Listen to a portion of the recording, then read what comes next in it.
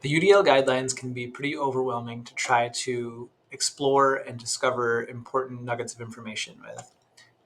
There is an easy way to approach the guidelines with a particular topic in mind, and that's the search tool, which you can find at the top of the UDL Guidelines website.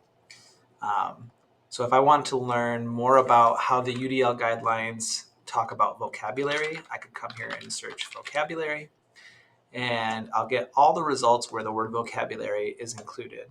And you'll notice that there's some filters that are pretty helpful on the left-hand side. I could narrow it down to considerations, which are the most detailed, specific um, pieces that are you drill down to, guidelines, which is one level up, principles, and I could even filter down to just the research that supports these principles, guidelines, and considerations.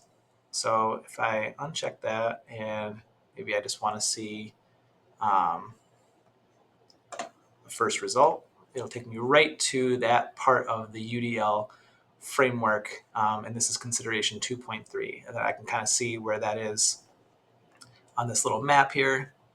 I can go back and kind of map where how I got here, but now I know that this particular consideration is going to help guide me on vocabulary because that was one of the search results. And that works for lots of things. Maybe I want to talk about play, um, nurturing play and joy. I can again filter down to the research and it'll show me all the research that has the word play in it, playful, players, playfulness.